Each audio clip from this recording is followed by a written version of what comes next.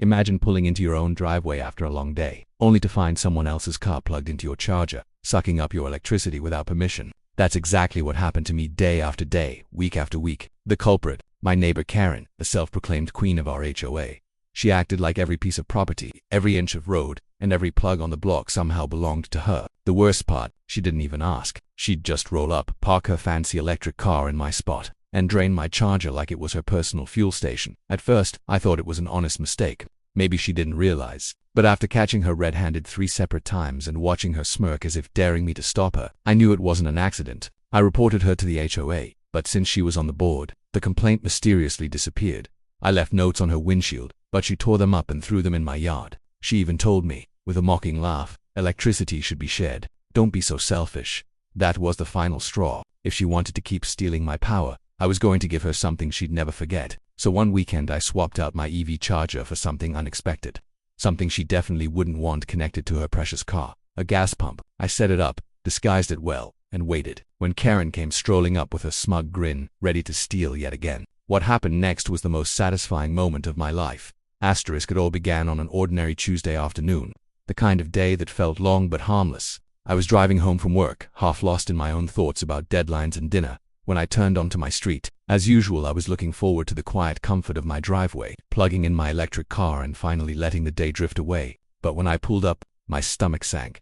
There it was, not my car, not my charger, but Karen's shiny silver SUV parked crookedly across the edge of my property, its charging cable stretching like a leash into her vehicle. The sight made me slam my brakes harder than I needed to. I just sat there, stunned, staring at the scene. My charger, my electricity, my driveway, all being used without a word to me. At first I tried to reason with myself. Maybe it was an emergency. Maybe she had run out of charge on the way home and had no other choice. It wasn't the kind of thing people usually did without asking, right? So I told myself to stay calm. I parked on the street instead, gave her the benefit of the doubt, and went inside. But when I walked out later that night, the car was still there. It was fully charged by then, glowing green on the dashboard screen, yet she hadn't even bothered to move it. My blood simmered as I unplugged the charger and dropped the cable roughly on the ground. The nerve of it. The next morning I decided to address it. Karen was outside trimming a hedge. Well, more like hacking at it without much care. I walked up to her with a polite smile and said, "Hey, I noticed your car plugged into my charger last night. Did you need a hand, or was that just temporary?" She didn't even look at me. She kept chopping at the hedge with her clippers, only pausing long enough to say, "Oh yeah, I used it. My charger's all the way in the garage and it's a pain to pull in. Yours is right there. Easier this way." The way she said it, like it was the most natural, reasonable thing in the world, nearly made me choke. I forced a calm laugh and replied, "Well, I'd appreciate it if you asked next time. That's my power after all." She finally turned her head and gave me a smirk, the kind that made my skin crawl. "Electricity's not that expensive. Don't be selfish." That was the moment the line was drawn. I realized she wasn't apologizing. She wasn't embarrassed. She actually believed she had the right to use my charger whenever it suited her. The days that followed only confirmed it. Every other night I'd come home to see her car sucking the life out of my charger, sitting in my space like it belonged there. Sometimes she'd leave it plugged in overnight. Sometimes she'd be bold enough to wave at me from her porch as if daring me to complain. I tried to keep my cool. I left a note on her windshield once, a short and polite reminder. "Please do not use my charger without permission." The next morning, I found the note ripped into pieces, scattered across my lawn like confetti. That wasn't carelessness, that was a message. I went to the HOA thinking surely this would be resolved quickly. But of course, Karen was on the board. I should have known. The manager nodded and wrote down my complaint, but weeks passed and nothing happened. Then, one evening at a community meeting, Karen openly mocked me. She stood in front of the group and said, "Some people in this neighborhood need to relax. Sharing a little electricity isn't a crime." Everyone laughed politely, though a few neighbors avoided eye contact, clearly uncomfortable. I sat in my chair, jaw tight, fists clenched under the table. She had turned my complaint into a joke, dismissing me in front of everyone. That was when I realized I was on my own. The HOA wouldn't protect me. The neighbors wouldn't stand up to her. If I wanted to stop her, I'd have to do it myself. That night, as I lay awake staring at the ceiling, I kept replaying her smirk in my head, her voice dripping with arrogance. "Don't be selfish." The words dug into me like a splinter. It wasn't just about electricity anymore. It was about respect, the basic respect a neighbor should have for another. Karen had crossed the line, and she wasn't going to stop until she got burned. Still, part of me hesitated. I wasn't looking for a war with my neighbor. I just wanted peace in my own home. But the next morning, my hesitation vanished. I walked outside, coffee in hand, and nearly dropped the mug. Karen's car was there again, plugged into my charger like it was her personal fueling station. And there she was, sitting comfortably on her porch, sipping her drink, watching me discover it. She didn't say a word. She didn't need to. Her grin said it all. I realized then that she wasn't just careless or entitled, she was enjoying it. She wanted me to react. She wanted to prove that she could take whatever she wanted and get away with it. That was the final spark. In that moment, something hardened inside me. I decided I wouldn't let Karen win. I wouldn't yell, I wouldn't threaten, I wouldn't stoop to her level. No, I'd find another way. A smarter way. A way that would make her regret ever thinking she could outplay me. As I unplugged her car and dropped the cable onto the driveway, I caught my reflection in the SUV's shiny surface. My face looked calm, but inside I was already planning. I didn't know the details yet, but I knew one thing for certain. Karen had stolen from me one too many times, and it was time to take back control. The war hadn't officially started yet, but in my mind, the first battle had already been declared. The next few days was some of the most frustrating I'd experienced in my own neighborhood. Every time I drove home, I found myself slowing down nervously before pulling into the driveway, wondering if Karen's SUV would be there again, leeching off my charger like some mechanical parasite. Sometimes it wasn't, and I'd feel a flicker of relief. Other times, there it was, plugged in like it belonged to her. What made it worse was the way she carried herself. Karen didn't slink away or act apologetic when I caught her. She didn't even avoid me. Instead, she seemed to stand taller, wear that smug smile more openly, as if my frustration was the sweetest reward she could ever receive. It was a game to her, and I was her unwilling opponent. One Thursday evening, I decided to confront her again. I walked over to her front yard where she was watering her flowers, the hose spraying lazily back and forth. "Karen," I began, trying to keep my tone even. "We need to talk about the charger again. This can't keep happening." She didn't turn off the hose. She didn't even look surprised. She just tilted her head slightly and replied, "Why not? You've got plenty of electricity. You're barely home during the day. My car needs it more than yours does." The arrogance of her words nearly made me snap. But I clenched my fists at my sides and forced myself to breathe slowly. "It's not about need. It's about respect. That charger belongs to me, and I pay for the electricity. You can't just keep using it without permission." Karen finally turned to face me, her sunglasses reflecting the sunlight. She smirked, leaned on the hose and said, "You're overreacting. It's just a little power. You wouldn't even notice if you stopped obsessing over it. Maybe you should find a hobby." Then she laughed, a sharp cutting sound that made my skin crawl. I walked away before I said something I'd regret, but inside I was boiling. That laugh, that smirk, that deliberate dismissal, it wasn't ignorance anymore. It was provocation. She wanted me angry, and the more I tried to reason with her, the more power I gave her. The warning signs were clear. Karen wasn't going to stop. She wasn't going to apologize, compromise, or even meet me halfway. She had already decided that my charger was hers to use whenever she pleased, and nothing I said was going to change her mind. That night, I started doing the math. Literally, I pulled up my electric bill and compared the numbers from the past few months. Sure enough, the costs had jumped noticeably ever since her little habit began. It wasn't bankrupting me, but it was proof that she was stealing from me and laughing in my face about it.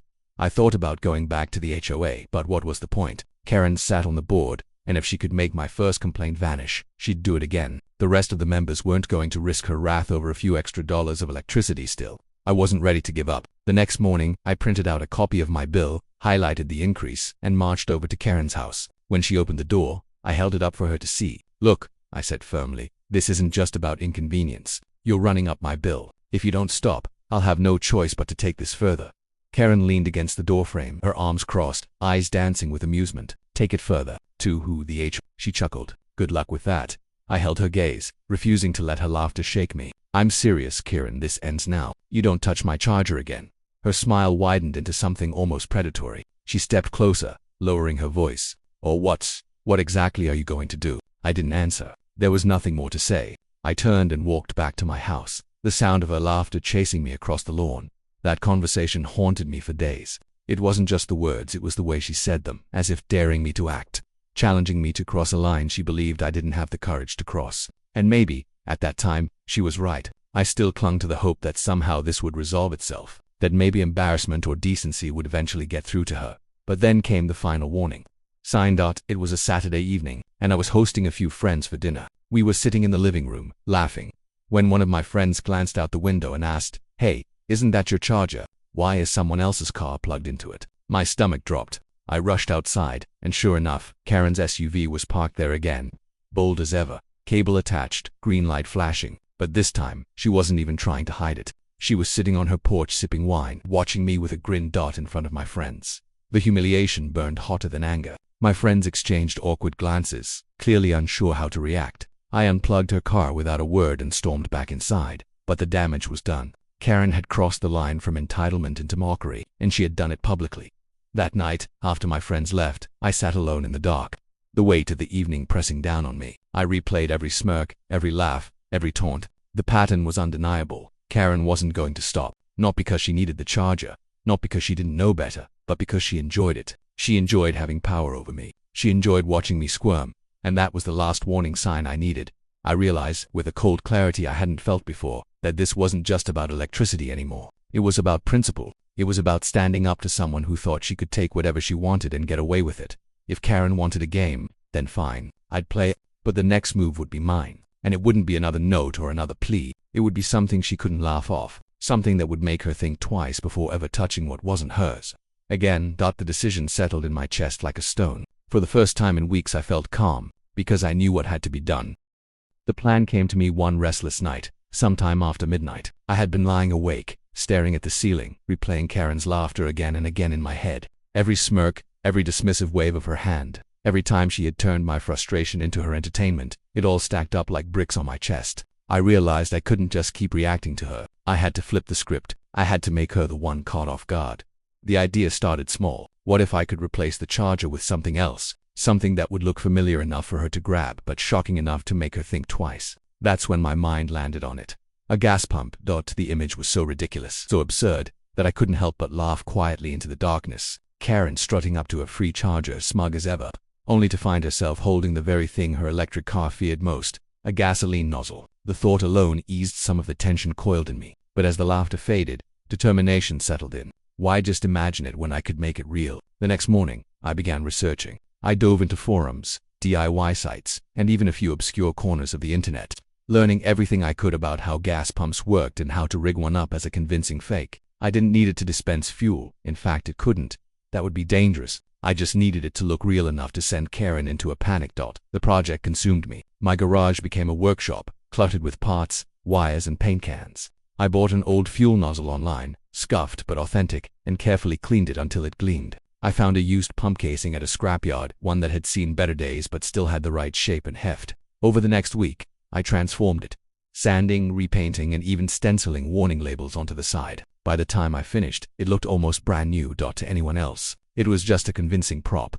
To Karen, it would be her nightmare. When the pump was finally ready, I waited until late Friday night to make the swap. The street was quiet, the air cool, and I moved quickly, my heart pounding with adrenaline. I disconnected my EV charger and tucked it safely away in the garage. Then I bolted the pump casing into place, ran the nozzle hose neatly along the ground, and hung it exactly where my charger had been. In the dim glow of the streetlight, it looked perfect. I stepped back, wiped the sweat from my forehead, and stared at my creation. The trap was set. The next day I could hardly focus on anything else. Every sound outside made me glance at the window, waiting for her to appear. By late afternoon, my nerves buzzed like live wires. Then it happened. I heard the familiar crunch of tires on gravel. Peeking through the blinds, I saw her SUV pulling up, bold as ever, right into my driveway. Karen climbed out, phone in hand, barely glancing around as if she owned the place. She strutted over to the pump, reached for the nozzle, and froze, her head tilted. She blinked, clearly confused, staring at the silver handle in her hand. She pulled it closer, squinting at the warning label. For a moment, she just stood there, as if her brain couldn't process what she was seeing. Then her eyes widened. I couldn't hear her from inside, but I didn't need to. Her expression said it all. Shock, disbelief, and then panic. She dropped the nozzle like it was a venomous snake, letting it clatter loudly against the casing. Her phone nearly slipped from her other hand as she stumbled back, muttering something under her breath. I stepped outside casually, pretending to act surprised. "Oh, Karen," I called, feigning concern. "Careful with that. You almost pumped gas into your electric car." The look on her face was priceless. Her mouth opened and closed, but no words came out. She glanced between me and the pump, as if trying to piece together how this could possibly exist in place of the charger she'd been stealing from for weeks. What is this?" she finally stammered. I shrugged, keeping my tone neutral. "Got tired of people using my charger without permission. Thought I'd make a change. Old habits die hard, I guess." Her cheeks flushed red, and she sputtered, You can't just, this is dangerous." "What if I had?" "But you didn't," I interrupted smoothly, "because you had no right to be here in the first place for the first time." I saw something flicker in her eyes that hadn't been there before. It wasn't confidence. It wasn't arrogance. It was fear. She stepped back quickly, fumbling with her phone as if she wanted to call someone, but the neighbors had already begun peeking out of their windows, The sound of the nozzle clanging against the pump had drawn attention, and now people were watching. A couple even stepped onto their porches. Whispering to each other, Karen's gaze darted around, realizing she was on display. For once, the queen of the HOA didn't look untouchable. She looked cornered. I folded my arms, keeping my voice calm but firm. Next time you think about taking what isn't yours, remember this moment. Her jaw clenched. Without another word, she yanked open her car door, slid into the driver's seat, and slammed it shut. The SUV roared to life, and she sped off, leaving the pump swaying slightly in the breeze. The street was silent for a long moment. The neighbors watching me, waiting for an explanation. I simply shrugged, picked up the nozzle, and rehung it on the pump with deliberate slowness. Then I turned and walked inside. My heart racing but my face calm. For the first time in weeks, I felt victorious. That night, I stood by my window, staring at the fake pump gleaming under the streetlight. It wasn't just a prop anymore. It was a symbol, a reminder that bullies like Karen only win when you let them. Sometimes, the only way to stop them is to outsmart them, to turn their own arrogance back on them. As I turned off the lights and headed to bed, I couldn't help but smile. The trap had worked, and for the first time, Karen knew she couldn't touch me anymore.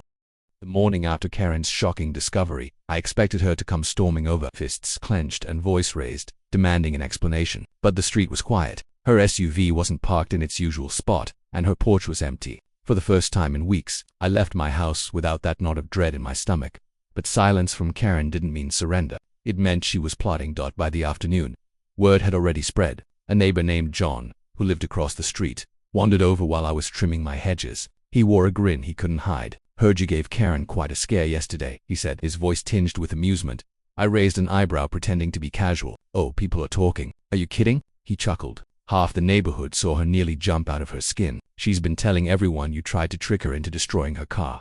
I sighed, already knowing Karen wouldn't take her humiliation lying down. "And do they believe her?" John shrugged. "Not really. Most of us know what she's like. Honestly, people are glad someone finally stood up to her. But you'd better be ready. Karen doesn't lose quietly." His words turned out to be a warning. By the weekend, Karen had rallied her forces. She called for an emergency HOA meeting, plastering notices on mailboxes and slipping papers under doors. The flyer used dramatic language: "Safety hazard in our community. Dangerous tampering with equipment. Immediate action required." I knew exactly who she was targeting. The meeting was held in the community clubhouse, and nearly everyone showed up. Karen stood at the front, wearing a blazer like she was running for office, her voice projecting with practiced outrage. "Neighbors," she began, "we have a serious problem. A certain homeowner," her eyes flicked to me, sharp as knives, "has created a dangerous situation in our neighborhood. He replaced his electric car charger with a gas pump. A gas pump in a residential area. Do you understand the risk this poses to all of us?" Gasps rippled through the room. She had always been good at twisting facts, turning her wrongdoings into other people's crimes. She continued, milking every word. "Imagine if a child had touched it. Imagine if someone had made a mistake and caused a spark. Do we really want to live next to someone who thinks it's funny to endanger lives?" I stood slowly, keeping my tone calm. "With all due respect, Karen, that pump isn't connected to anything. It's just a prop, a harmless shell. The only reason it scared you is because you were trespassing on my property, using my charger without permission." The room went quiet. Eyes turned to Karen. Her face flushed red, but she forced a laugh. "Don't twist this around. I wasn't trespassing. We're a community. Resources should be shared." A few people murmured in agreement, but others shook their heads. One neighbor, Mrs. Green, spoke up from the back. "Shared doesn't mean stolen. Karen, you never asked him. You just took."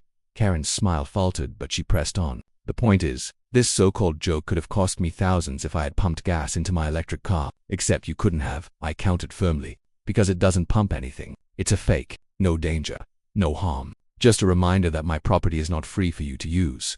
The room buzzed with whispers. Some people smirked, clearly enjoying Karen's discomfort. For once, her usual theatrics weren't landing the way she wanted. Her composure cracked. She slammed her hand on the table. "This is harassment. This is intimidation. He's targeting me because I'm on the HOA board." But the tide had already turned. John raised his voice from the back. "No, Karen, he's standing up to you because you keep crossing boundaries. You've been bullying people in this neighborhood for years. Maybe now you're just upset someone pushed back." The silence that followed was heavy. Karen's mouth opened and closed, but no clever retort came out. She looked around the room, desperate for allies, but found few. People avoided her eyes, some outright glaring. Finally, the HOA president cleared his throat. "Thank you, Karen. Thank you, both. We'll review the matter further. But for now, let's move on." His words were diplomatic, but the message was clear. Her complaint wasn't going anywhere. I sat down, my heart pounding but steady. For the first time, Karen's power had cracked. When the meeting ended, neighbors gathered in small groups, whispering and chuckling. A few even approached me, quietly offering words of support. About time someone stood up to her. That was brilliant.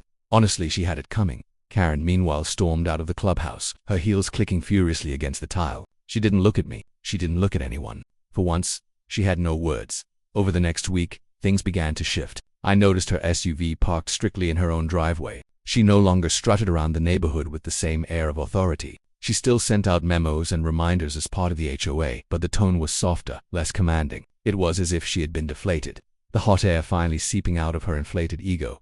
But I knew Karen too well to believe she was finished. She was like a storm cloud even when it looked like the skies were clearing. You could never be sure she wasn't gathering strength for another downpour. One evening, as I was walking back from the mailbox, I caught sight of her on her porch. She wasn't smirking this time. She wasn't laughing. She was watching me quietly, her eyes narrow, calculating. For the first time, I wondered if I had underestimated her spite.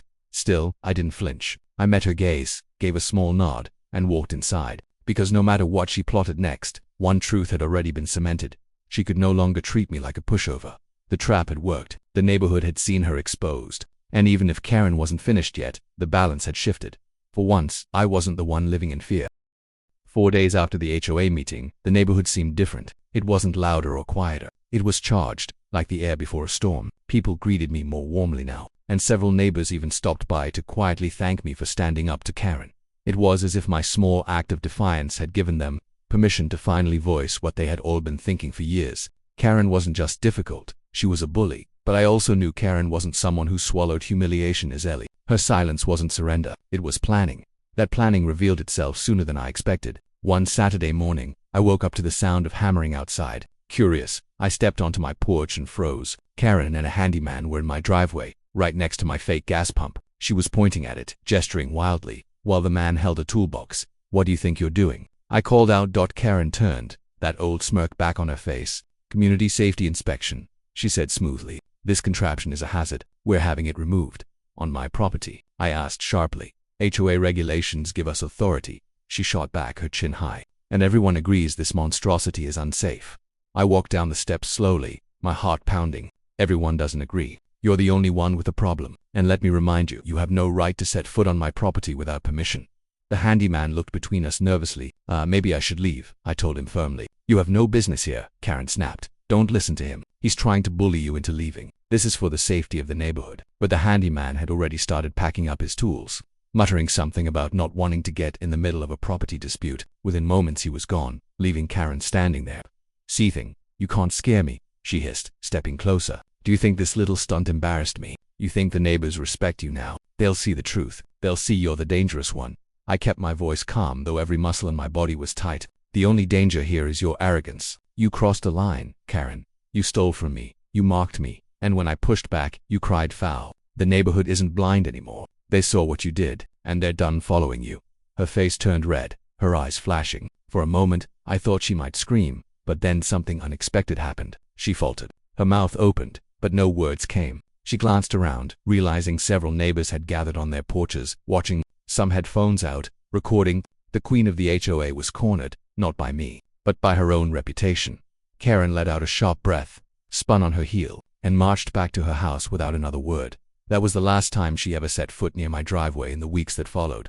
Things changed even more. The HOA held another election, and for the first time in years, Karen wasn't voted onto the board. People had had enough. The new board was fairer, more reasonable, and far less interested in power games. The atmosphere of the neighborhood shifted lighter, friendlier, as if a weight had been lifted off all of us. As for me, I quietly reinstalled my EV charger, though I left the fake pump casing nearby as a reminder. It no longer needed to serve as a trap. Now it was more like a trophy. Every time I saw it, I remembered the day Karen's arrogance finally backfired. Sometimes I'd catch sight of her walking her dog, avoiding eye contact, moving quickly as if the sidewalk itself might betray her. The smirk was gone. The mocking laugh had disappeared. She wasn't the queen anymore. She was just another neighbor, one who had finally learned she couldn't take what didn't belong to her and me. I learned something too. Bullies thrive when people stay silent, when they let small trespasses slide because they don't want trouble. But silence only feeds them. The only way to stop them is to stand firm, even if you have to get creative. Karen may have stolen my electricity, but in the end, I took back something much more important, my dignity. For the first time since moving into that neighborhood, I felt truly at home.